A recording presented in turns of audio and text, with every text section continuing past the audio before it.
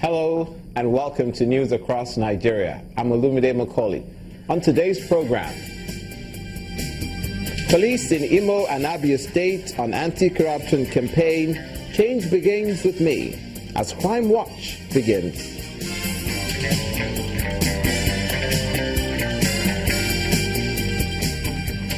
World AIDS Day observed across Nigerian states on the dangers of HIV/AIDS.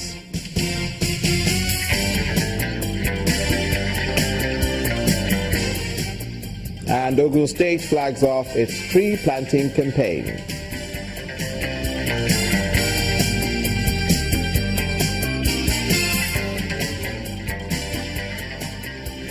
Thank you so much for joining us. We begin in the north central part of the country. Justice Gabriel Kolawole of the Federal High Court in Abuja has ordered the Department of State Services to release the leader of the Islamic movement in Nigeria, Sheikh Ibrahim Al-Zakzaky, within 45 days.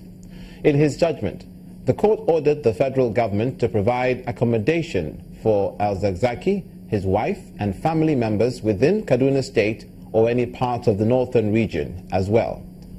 The court declared the continuous detention of Al-Zakzaky since December 14, 2015 as unlawful and illegal, since the issue of protective custody is unknown to law or the National Security Agencies Act establishing the DSS. The court further awards the cost of 25 million naira as general damages to be paid to Ibrahim Al-Zakzaky, who must be released unconditionally to the Inspector General of Police within 45 days. The IGP is also ordered to convey Al-Zakzaky and his wife to the accommodation provided by the government.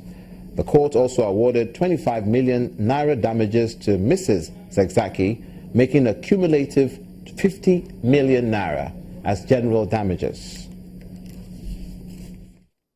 I think that the gravamen of what the court has said is that, one, that the continued detention of the applicant and his wife is unconstitutional, and he has declared that as unconstitutional.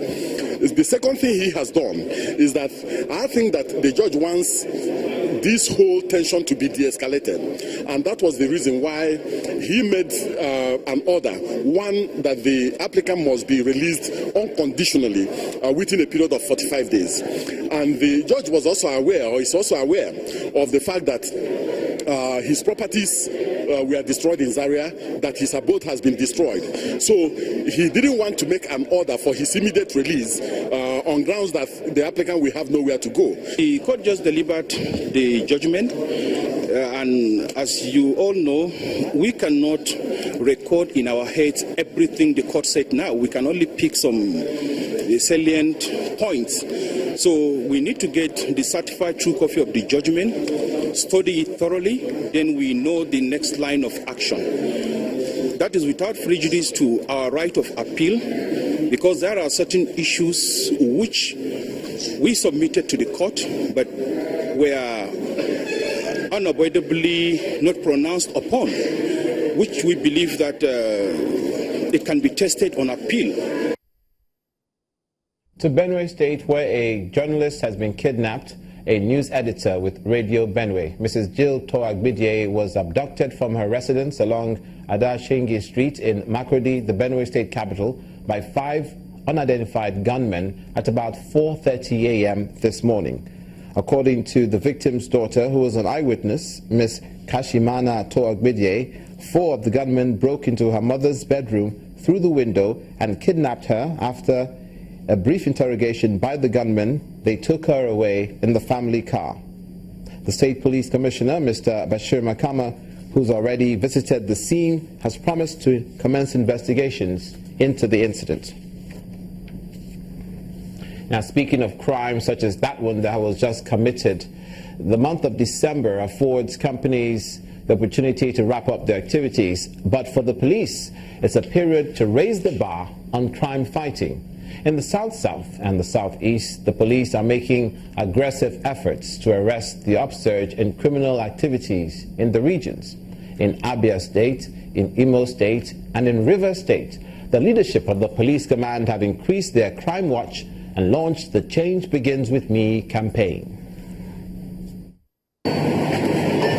For the Abia Police Command, ridding the society of crime at this period is top priority, and this is seen in the increased anti-crime patrol and intelligence gathering. The Commissioner of Police, Adeleye Oyebade, makes a strong statement on crime prevention as he parades suspects arrested for different crimes. I have given that much order to all our departments to embark on aggressive anti-crime patrol, intelligence-led raid, monitoring of all the exits, entry routes and escape routes with the sole objective of rooting out criminals and would-be criminals from the state. In Imo State, the command is embarking not only on intelligence gathering and arrest of suspects, but is also using the Yuletide to launch the federal government's campaign of Change Begins with Me. There's a paradigm shift concerning change, and of course, we have to also play along. That's the reason why we launched the Change campaign today. Meanwhile, the River State Police Command says it's setting up a public complaints rapid response unit to take care of public concerns on activities of the command. This, according to the leadership, is to enhance crime fighting in the state. In line with the change agenda of the federal government, Nigeria, and the Change Begins with Me campaign, the Nigerian Police Force, under the leadership of IGP Ibrahim Idris, will ensure police accountability to Nigerian people, by making sure that all citizens and residents of the country have a unit through which all grievances against police actions and inactions are taken up or addressed. The police commands of Abia, Imo and Rivers may be using different methods to tackle crime, but their efforts are leading to the same result, which is having states that are crime-free for citizens to enjoy the Yuletide. Now, attention appears to be shifting to the development of health infrastructure in River State. And for the governor, Mr. Nyesom Wike, giving the people a better life is a priority of his administration. And realizing this has made government embark on improving the quality of health care at government-owned hospitals in River State. Our correspondent, Emmanuel Ereye, reports on the government's efforts in rebuilding health infrastructure. It's a typical antenatal day for these women at Gokana local government area of River State and the general hospitals in Terebo and Bodo in the area have been a source of worry for the people due to their dilapidated condition. This is why the state governor and his team are here to flag off the reconstruction of the hospitals. The caretaker committee chairman speaks on the state of things. Most of our people who do not afford to travel and pay for hospitals in Port Harcourt resorted to self-medication, quackery, and charlatans, resulting in untold hardships on families and most often untimely deaths. Your decision to renovate this hospital relies on your love for Gokana and indeed your own people. Your actions are unprecedented and highly commendable, sir. As far as the governor is concerned, this is a promise kept.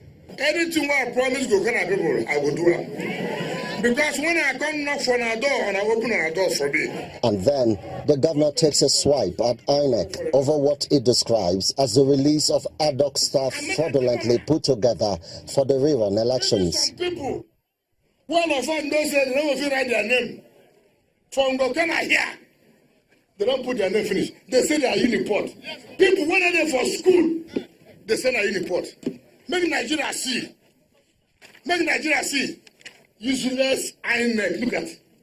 Look at people who say they want to do free and fair elections. Now who they want cheat?